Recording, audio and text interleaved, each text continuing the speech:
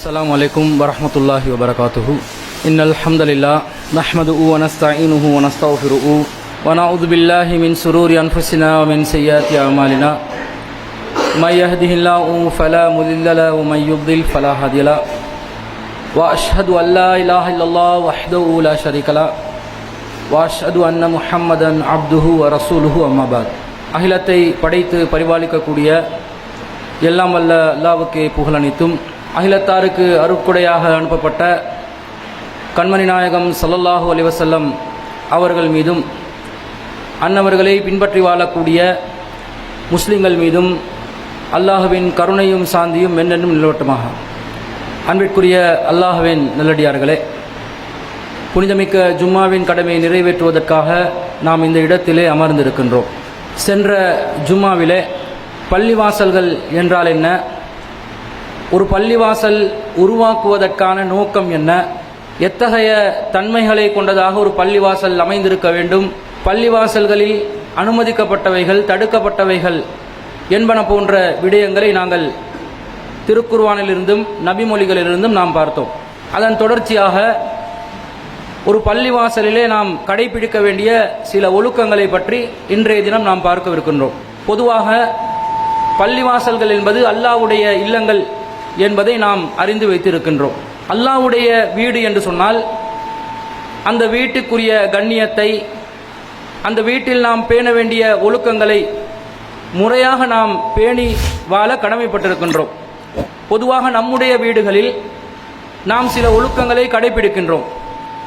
பிறருடைய வீடுகளுக்கு சென்றால் கூடுதலான ஒழுக்கங்களை நாம் கடைபிடிக்கின்றோம்.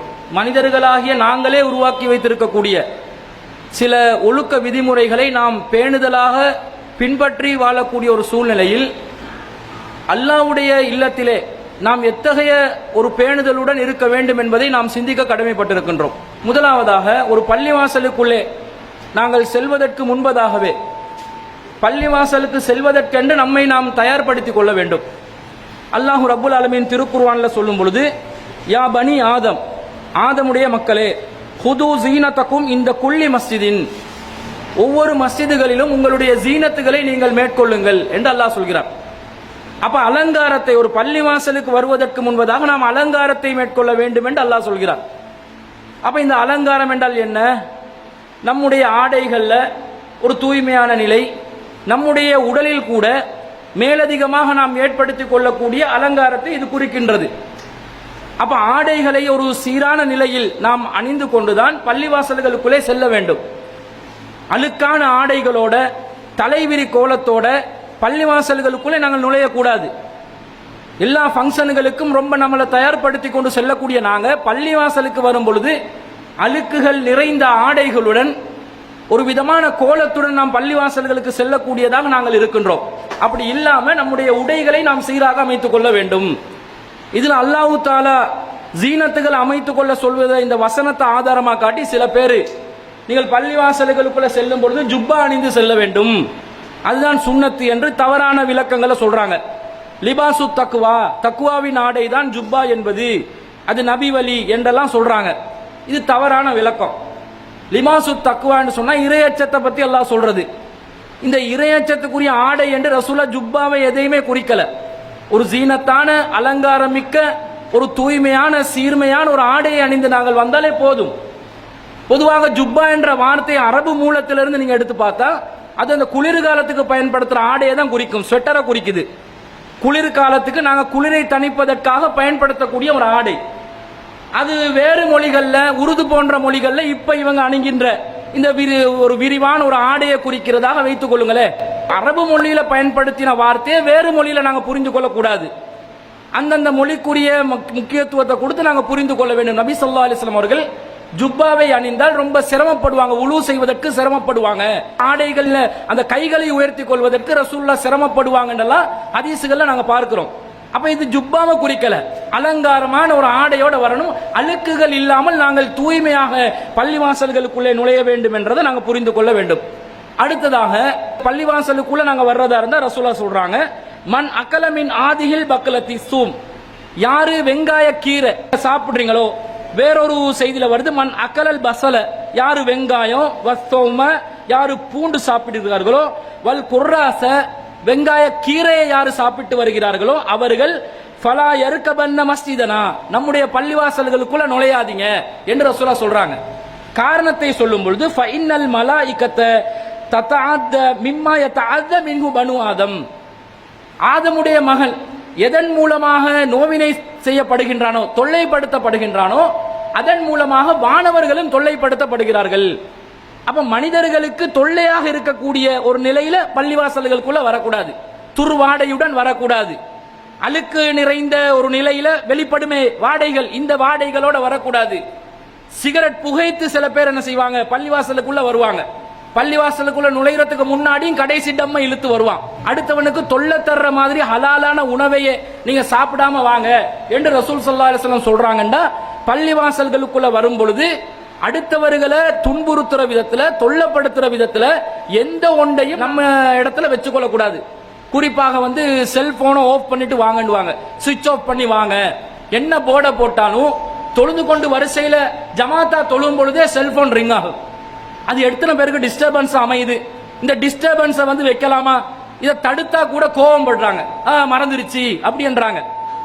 ஹலாலான உணவை கூட அடுத்தவனுக்கு தொல்லப்படுத்துறதுனால சாப்பிடாம வாங்க பள்ளிக்குன்ற ரசூலுல்லாஹ் சொல்றாங்கடா, எவ்வளவு நாங்க கவனமா இருக்கணும். டிஸ்டர்பன்ஸ் இல்லாம, அடுத்தவர்களுக்கு தொந்தரவு இல்லாம பள்ளிவாசல்களுக்குள்ள நுழைவதற்கு நாம் கடமைப்பட்டிருக்கின்றோம். அடுத்ததாக பள்ளிவாசல்களுக்குள் நுழையும் பொழுது 2-3 துஆக்கள் வருகின்றது. சில பலவீனமான அறிவிப்புகள் இருக்கின்றன. ஆதாரபூர்வமான செய்தியில வருது, ரசூல் ஸல்லல்லாஹு அலைஹி வஸல்லம் சொல்றாங்க, இதா தஹல அஹதுகுமுல் மஸ்ஜித, உங்கள யாராவது ஒருத்தர் பள்ளிவாசலுக்குள்ள நுழையிறதா இருந்தா ஃபல்யகுல் அல்லாஹும்ம இஃப்தஹ் லி அப்வாப ரஹ்மத்திக், நீங்க சொல்லுங்க, இறைவா உன்னுடைய ரஹ்மத்துடைய வாசல்களை திறந்து விடு என்று பிரார்த்தனை செய்தவர்களாக நுழைங்க. வலது கால வைக்கணும் என்ற மாதிரி சிலவங்க சொல்றாங்க. சஹாபாக்களுடைய கூற்றுகளை எடுத்து காட்டுறாங்க. இது நபி மொழியிலிருந்து வரல, நபி வழியிலிருந்து வராததனால அதை வலியுறுத்தி சொல்ல முடியாது.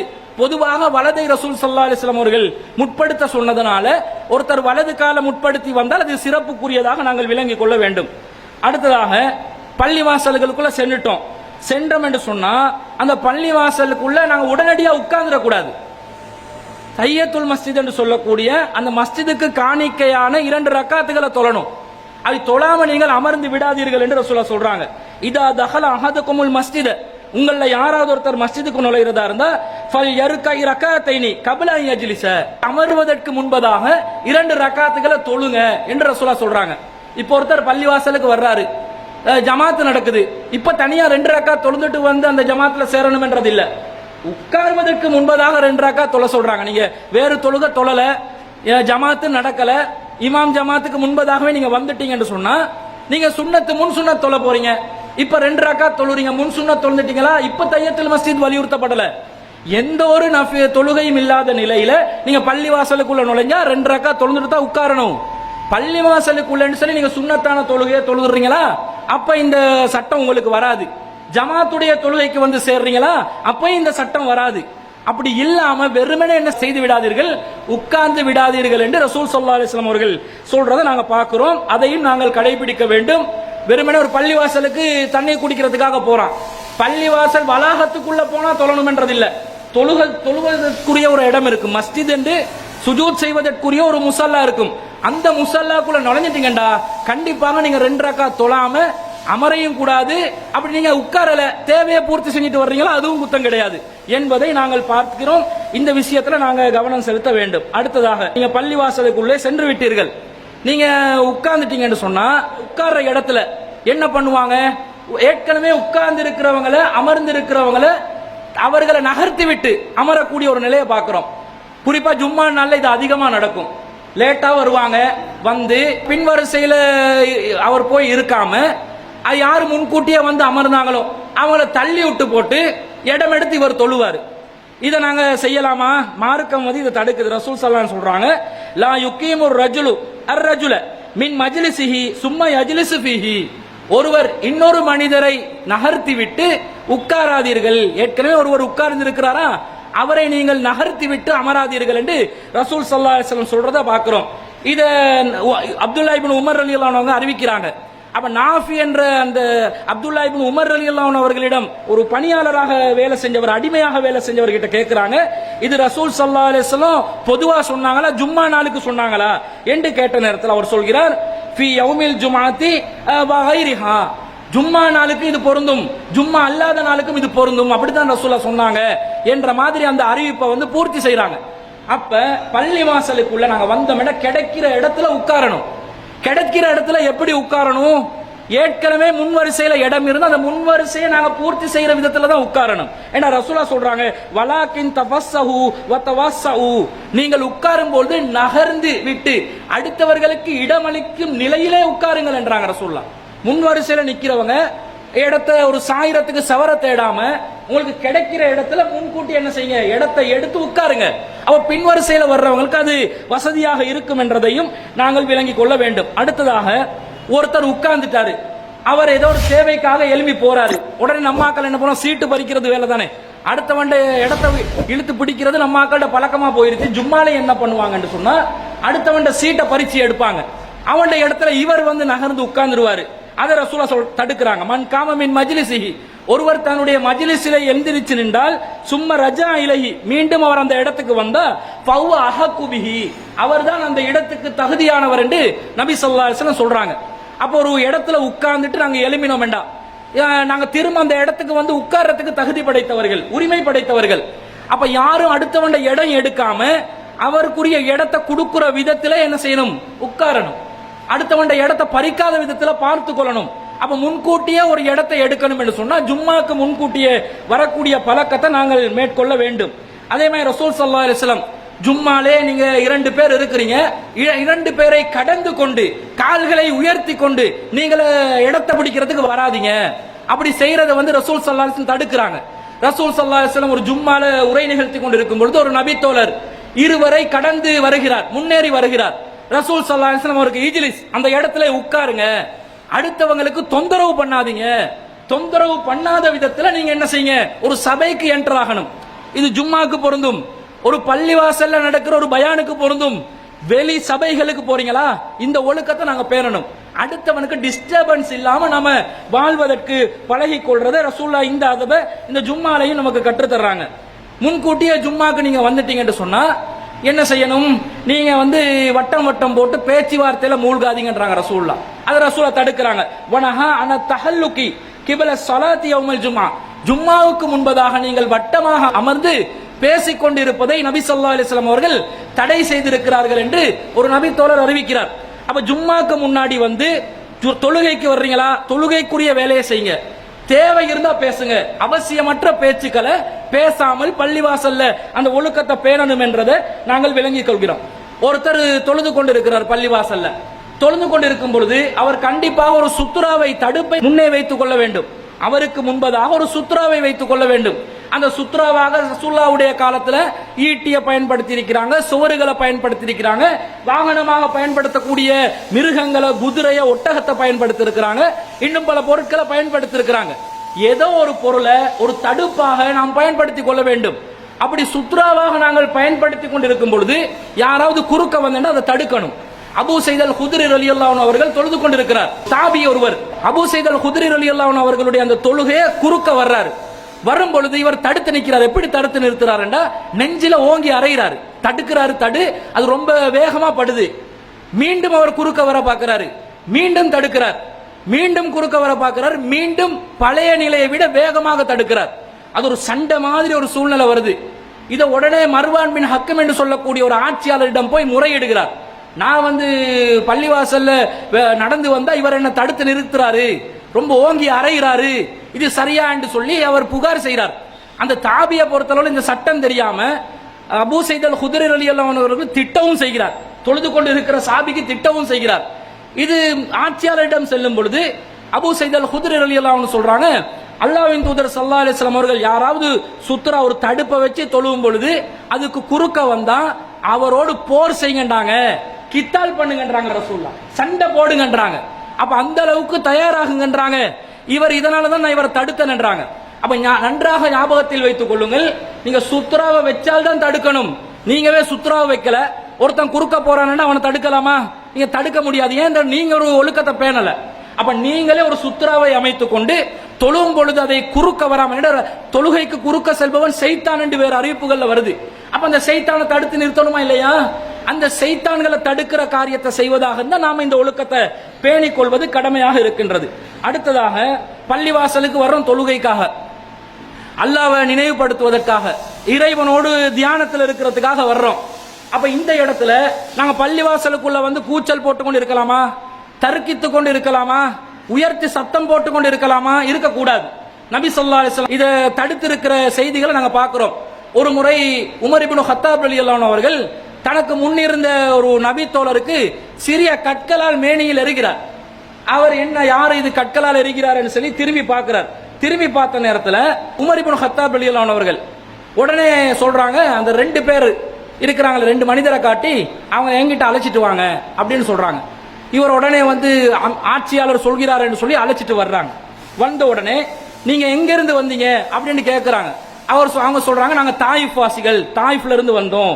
அப்போ உமர் இப்னு கத்தாப் என்ன சொல்றாங்க, லவ் குந்துமா மின் அஹ்லில் பலத், நீங்க மாத்திரம் இந்த மதீனாவை சேர்ந்தவர்களாக இருந்தால் லா அவுஜாத்துகுமா தர்ஃபஆனி அஸ்வாத்துகுமா, நீங்க இந்த குரலை உயர்த்தினீர்களே 2 பேரும், இதுக்காக உங்களுக்கு நான் சாட்டை அடி கொடுத்திருப்பேன். மினல் மஸ்ஜித் ரசூலுல்லாஹி ஸல்லல்லாஹு அலைஹி வஸல்லம், அல்லாஹ்வின் தூதருடைய பள்ளிவாசலை நீங்க சத்தம் போடுவீங்களா, அதுக்கே உங்களுக்கு தண்டனை கொடுத்திருப்பேன் என்று சொல்லி உமர் இப்னு கத்தாப் ரலியல்லாஹு அவர்கள் தடுத்த செய்தியை நாங்கள் பார்க்கிறோம்.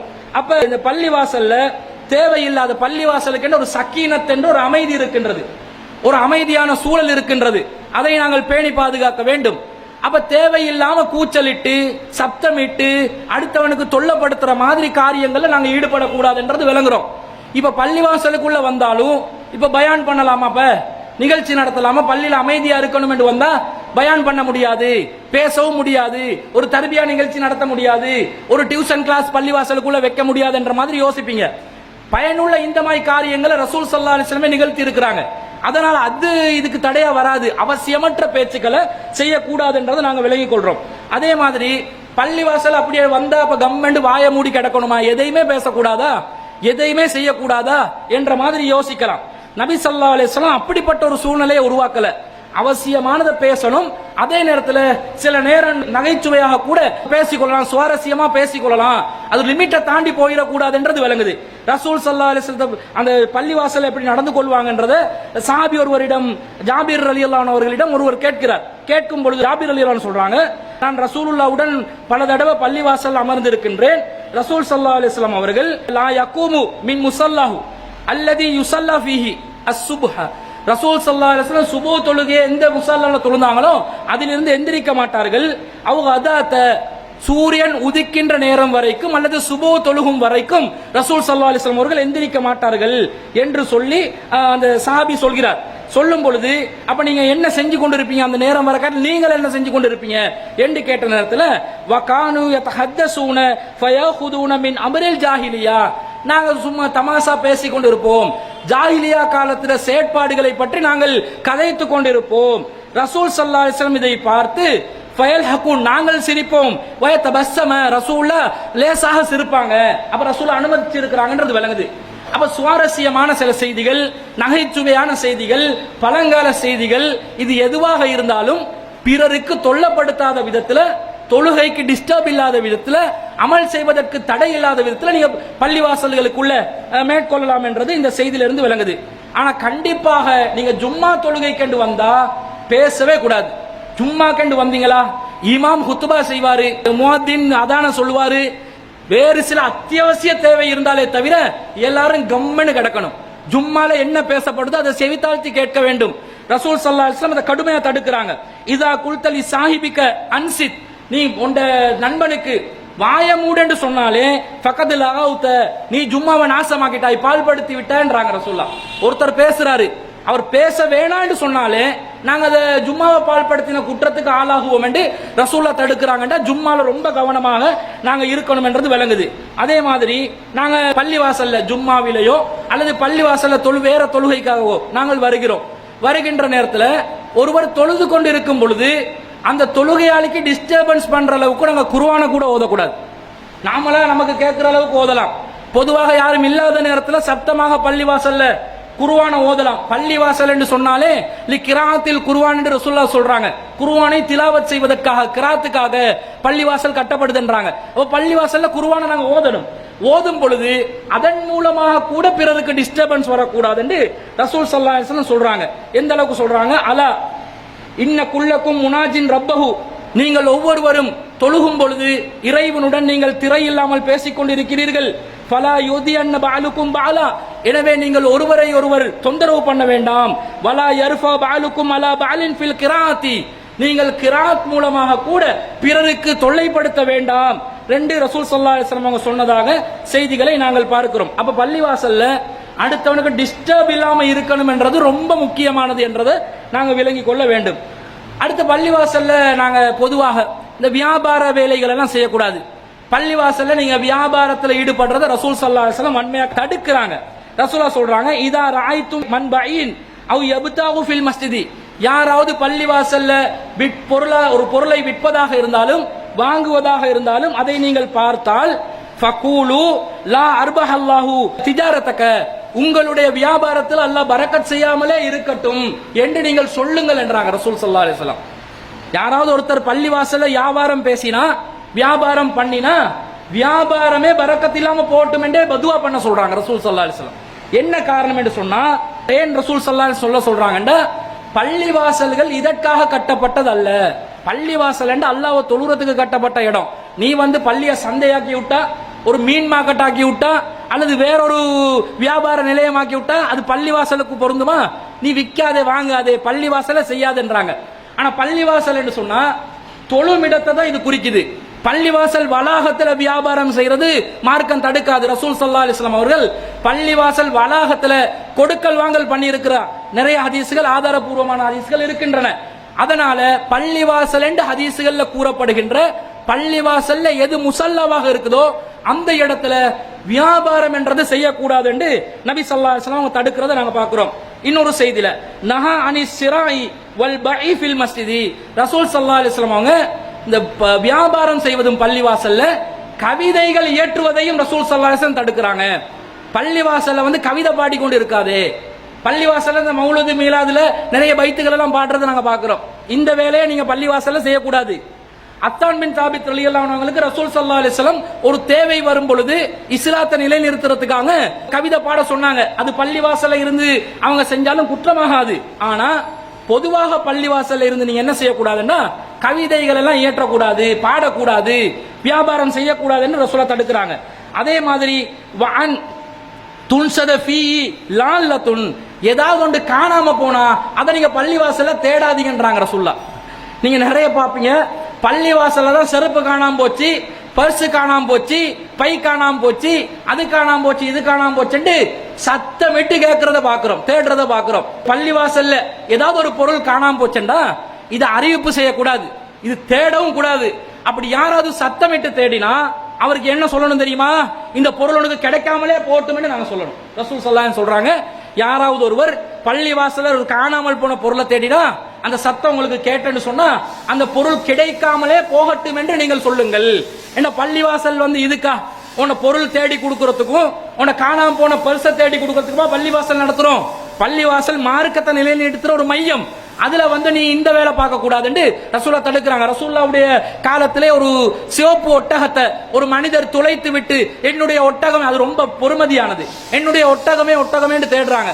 ரசூல் ஸல்லல்லாஹு அலைஹி வஸல்லம் வந்து இதை தடுக்கிறாங்க. அது கிடைக்காம போட்டும், உன்னோட ஒட்டகம் உனக்கு கிடைக்காமலே போகட்டும் என்று ரசூலா தடுத்த செய்திகளை நாங்க பார்க்கிறோம். அப்ப காணாம போன பொருளை என்ன பண்றது? அப்படி போக வேண்டியதுதான்.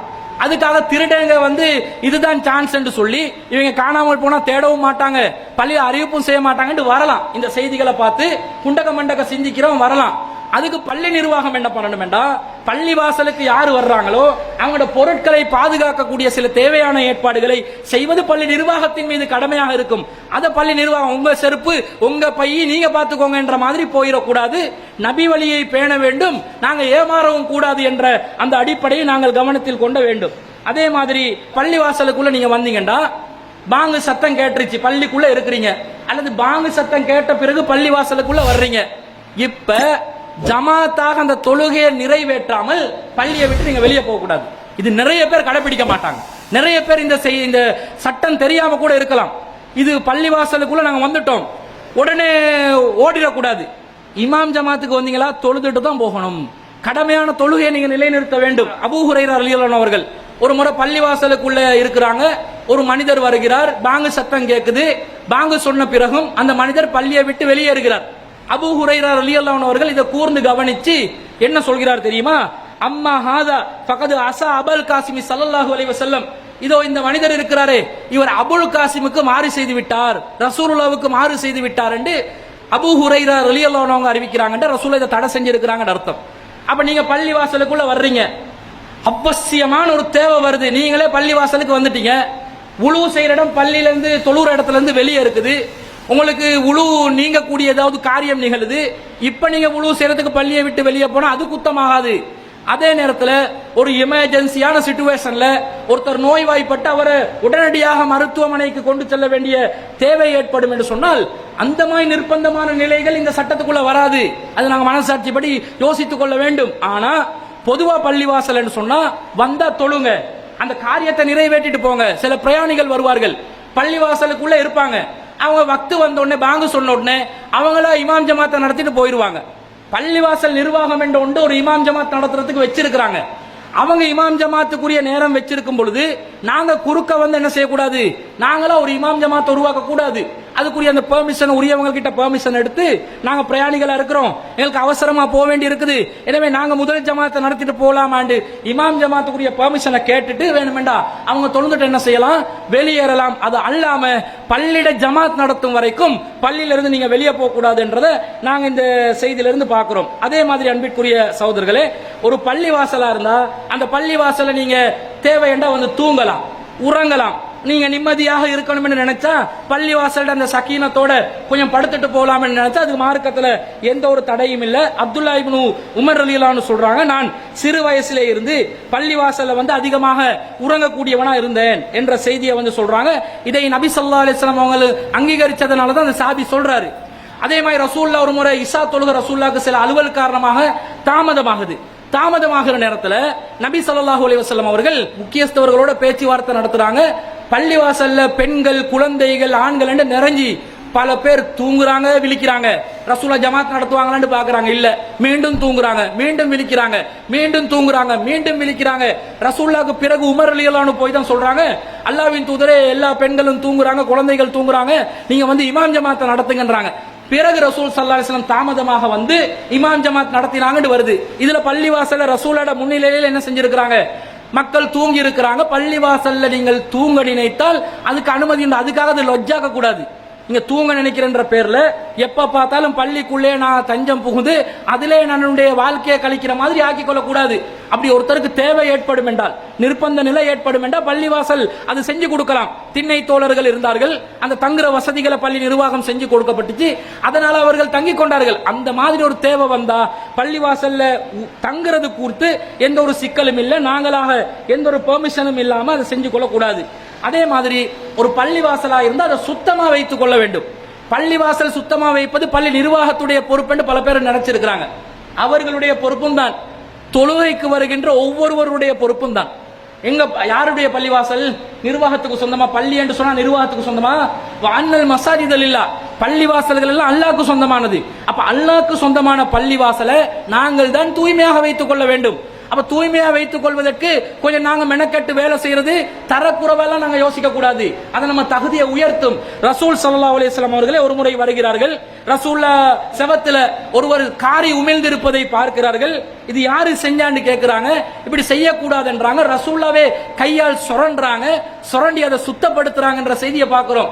ஒரு கிராமவாசி பள்ளிவாசலுக்குள்ள வருகிறார், சிறுநீர் கழிக்கிறார். ரசூல் ஸல்லல்லாஹு அலைஹி வஸல்லம் அந்த சிறுநீரை சுத்தப்படுத்தினார்கள் என்ற செய்தியை, ஒரு தண்ணி வாளி ஊத்தி அந்த இடத்தை சுத்தப்படுத்தினாங்கன்ற அந்த செய்தியை நாங்க ஹதீஸ்கள்ல பார்க்கிறோம். அப்ப ஆட்சி தலைவர், ஆன்மீக தலைவர், அகிலத்தாருக்கு அருட்கொடையான ரசூலுல்லாவே இந்த விஷயத்துல முன்வரமா ஈடுபட்டு இருக்கிறாங்கன்னா நாங்க நீங்க என்ன செய்யணும், செய்யதான் வேணும். நம்ம மீது அது கடமை. ஏன்னா அல்லாஹ்வுடைய பள்ளிவாசல், அல்லாஹ்வுடைய இல்லம், அதை சுத்தமா வைத்துக் கொள்வது நம் அனைவருடைய பொறுப்பாக இருக்கிறது. நபி ஸல்லல்லாஹு அலைஹி வஸல்லம் அவருடைய காலத்துல ஒரு பெண்மணி, ஒரு ஆணோ பெண்ணோ ஹதீஸ்ல சொல்றாங்க, அன்ன ரஜுலன் அஸ்வத அவ் இம்ராத்தன் சௌதா, ஒரு கருப்பு ஆணோ அல்லது கருப்பு பெண்ணோ, கான யகும்ம மஸ்ஜித, அவன் மஸ்ஜிதை சீர்படுத்திக் கொண்டிருந்தார், தூய்மைப்படுத்திக் கொண்டிருந்தார். அவர் மரணித்து விடுகிறார். ரசூல் ஸல்லல்லாஹு அலைஹி வஸல்லம் அவர்களுக்கு அறிவிக்காமலே அடக்கம் செய்கிறார்கள். ரசூல் உடனே சொல்றாங்க, அஃபலா குன்தும் ஆதன்துமூனி, நீங்க இதை எனக்கு சொல்லியிருக்க கூடாதா? நான் வந்து அவங்களுக்கு தொழுகை நடத்தியிருப்பேனே, என்னுடைய சிறப்பு துவா அவங்களுக்கு கிடைக்கணும் என்று சொல்லி ரசூல் அந்த கபர் இருக்கிற இடத்தை காட்ட சொல்லி அந்த இடத்துல தொழுகை நடத்தினாங்கன்னு வருது. அப்ப ரசூல் ஸல்லல்லாஹு அலைஹி வஸல்லம் காலத்திலேயே பள்ளியை சுத்தம் பண்றதுக்குண்டே சில பேர் இருந்திருக்கிறாங்க. அப்படி ஒருத்தரை வைக்கலாம், மார்க்கத்தில் குற்றம் இல்லை. ஆனா நம்ம எல்லா மேலையும் பொறுப்பு இருக்குது. கொஞ்சம் சேர் அப்படி இருக்குதா, நிர்வாகத்து மேல எகிரி விழாம அதை ஒழுங்குபடுத்துங்க. ஃபேன் தேவையில்லாம சுத்துதா, ஆஃப் பண்ணுங்க. சண்டை தர்றோம், ஒழுங்கா பள்ளியை நிர்வாகம் பண்ணு. பள்ளி நிர்வாகிகளை அடிமைகளாக்க கூடாது. அவங்க ஒரு கண்ணியத்தோட பள்ளியை நடத்துற மாதிரியும் நாங்க அந்த பள்ளி வாசலுக்கு தேவையான சில வசதிகளை ஏற்படுத்தி கொடுக்கக்கூடியவர்களாக நாங்கள் இருக்கணும் என்றது நாங்கள் விளங்கிக் கொள்கிறோம். ரசூல் ஸல்லல்லாஹு அலைஹி வஸல்லம் சொல்றாங்க, அல் புசாக்கு ஃபில் மஸ்ஜிதி, பள்ளி வாசல்ங்க காரி உமிழ்வது ஹத்தியத்துன், அது வந்து குற்றமாக இருக்கிறது. வ கஃபாரத்துஹா தஃப்னுஹா, அதுக்கு பரிகாரம் நீங்க அதை பூமியில புதைக்கிறது. ரசூலோட பள்ளிவாசல் மணலா இருந்துச்சு. அப்ப காரி வந்துச்சுண்டா காரிய துப்ப வேணான்றாங்க.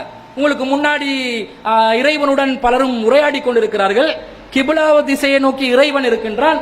அந்த இறைவனுடைய முகத்துல துப்புற மாதிரி வந்திருந்தானே, துப்பாதீங்கன்றாங்க ரசூலா.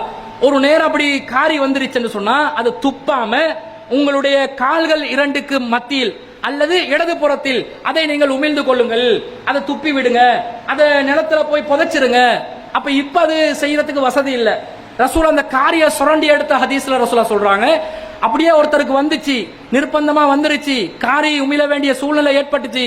ரசூல்லா தன்னுடைய கீழாடையில் ஒரு பகுதியை எடுத்து காட்டி அந்த காரிய வந்து இப்படி ரசூலா துப்பி காட்டுறாங்க. ஆடையில இப்படி துப்பி காட்டி ரெண்டு பக்கத்தை வந்து ஒன்று சேர்த்து ரசூலா தேய்த்து விட்டு இந்த மாதிரியாவது குறைஞ்சபட்சம் செஞ்சுக்கோங்க, பள்ளி வாசலை அசுத்தப்படுத்தாதீங்க என்று நபி ஸல்லல்லாஹு அலைஹி வஸல்லம் அவர்கள் சொன்ன செய்தியை பார்க்கிறோம். இதெல்லாம் நாங்க பேணுதலாக கடைபிடிக்க கடமைப்பட்டிருக்கின்றோம். அதே மாதிரி நீங்க பள்ளி வாசல்ல இருந்து வெளியேறதா இருந்தா ரசூலா சொல்றாங்க, வைதா ஹரஜ ஃபல்யகுல் அல்லாஹும்ம இன்னி அஸ்ஸலுக மின் ஃபضلிக, இறைவா உன்னுடைய ஃபலிலிருந்து உன்னுடைய அருட்கொடையிலிருந்து நான் வேண்டுகிறேன் என்று சொல்லி நீங்கள் வெளியேற வேண்டும். அப்ப வெளியேறும் போது இடது கால வைக்கணும் என்றதுக்கெல்லாம் நபி வழியிலிருந்து ஆதாரம் இல்ல. சஹாபாக்கள் செஞ்சதா சில செய்திகள் வருது. ஒருத்தர் விரும்பினா செய்யலாம், சுண்ணத்து கிடையாது. நீங்கள் தாராளமாக என்ன செய்யலாம், எந்த கால வச்சாவது வெளியேறி போகலாம். ஆனால் இந்த துஆவை சொல்லி கொண்டு போங்க. பள்ளிக்குள்ள வரும்போது அல்லாஹ்ட அருளை கேட்கறீங்க, வெளியும் போதும் அல்லாஹ்ட அருளை கேட்கறீங்க. அப்ப அல்லாஹ்வுடைய அருள் ரஹ்மத்து சூழ்ந்த ஒரு இடமாக பள்ளிவாசல் அமைந்திருக்கிறத நாங்க பார்க்கிறோம். இந்த பள்ளிவாசல்ல நம்மளுடைய வீடுகளை விட முக்கியத்துவம் கொடுத்து அதை ஒழுங்காக நாங்கள் பராமரித்து அதிலே நாங்கள் ஒழுக்கத்தை பேணி வாழ்வதற்கு கடமைப்பட்டிருக்கின்றோம். வல்ல ரஹ்மான் அல்லாஹ்வுடைய இல்லங்களை பேணுதலான முறையில் அதனுக்குள்ளே நுழைந்து அமல்களை செய்து அந்த பள்ளிவாசலின் கண்ணியங்களை பாதுகாக்கக்கூடியவர்களாக நம் அனைவரையும் ஆக்கி அருள் புரிவானாக. வாஹிர் தஅவானா அல்ஹம்துலில்லாஹி ரப்பில் ஆலமீன்.